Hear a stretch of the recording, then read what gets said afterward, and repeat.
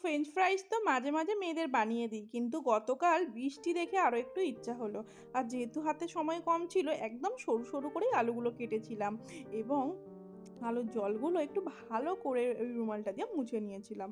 নিয়ে ওটাকে আমি একটু এয়ার ফ্রায়ার করতে দিলাম। আর আর এইদিকে আমি দুপুর থেকে নিজের চশমাটা খুঁজে খুঁজে মানে বিরক্ত হয়ে যাচ্ছি। প্রয়োজন না পড়লে ওই যে কিছু আমরা খোঁজ রাখি না, সেরকমই ব্যাপার। মানে চশমাটা বেশ কিছুদিন ধরে একদম ইগনোরই করছিলাম, কারণ চশমা পরতে না আমার একদমই ভালো লাগে না। কিন্তু কি আর করা যায়। আর এই যে জায়গাটা আমি এখন পরিষ্কার করছি দেখতে পাচ্ছেন, আমার সেকেন্ড প্রেগনেন্সির সময় যখন আমি পুরো বেড রেস্ট ছিলাম, চোখের সামনে এই জায়গাটাই সবসময় পড়তো। তার কারণ আমি ওই সোফাটাই সারাদিন শুয়ে থাকতাম। আর সারাদিন শুয়ে শুয়ে এই জায়গাটার উপরেই আমার সারাক্ষণ চোখ থাকতো। সেই কারণে এই জায়গাটা আমি চেষ্টা করতাম একটু সুন্দর করে গুছিয়ে রাখার। আর মাথার মধ্যে ওই যে মানে শুয়ে থাকলে মাথার মধ্যে যেসব আজে বাজে চিন্তাগুলো আসে, সেইগুলো যাতে না আসে সেই কারণে এইখানে এমন এমন কোনো জিনিস রাখতাম যে এইগুলো দেখলে মনটা খুশি হয়ে যেত। এই যে কিনেছিলাম, তখনই কিনেছিলাম একটা গরু এবং গরুর বাচ্চা, একটা পাখি এবং পাখির বাচ্চা।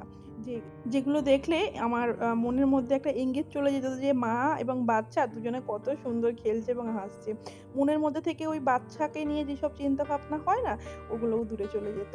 সেই কারণে ওই সময় আমি কিছু ওই শোপিসগুলো কিনে এই সামনেটা সাজিয়ে রেখেছিলাম।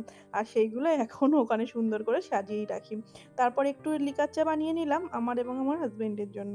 তো সাথে ওই আমি হোমমেড যে চিড়ে ভাজাটা বানিয়ে রাখি সেটাই সাথে নিয়ে নিলাম। আর এই সময় না, যেহেতু বর্ষাকাল না, অন্ধকারটা তাড়াতাড়ি নেমে আসে। তবে অন্ধকারটা তাড়াতাড়ি নেমে আসলেও সময়টা কিন্তু থেমে থাকে না। কখন যে 7:30 বেজে গেছে বোঝাই মুশকিল।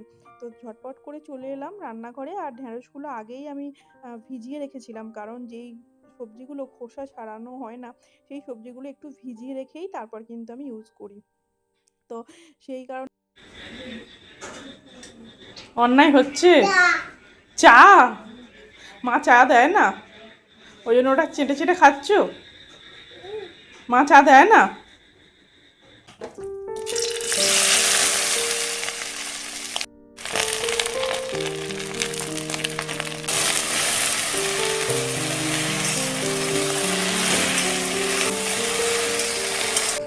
আর এইদিকে আমি ভাবলাম, যেহেতু ঢেঁড়স ভাজা হচ্ছে আমাদের জন্য, হাজব্যান্ডের জন্য দুটো বেগুন ভাজা করি।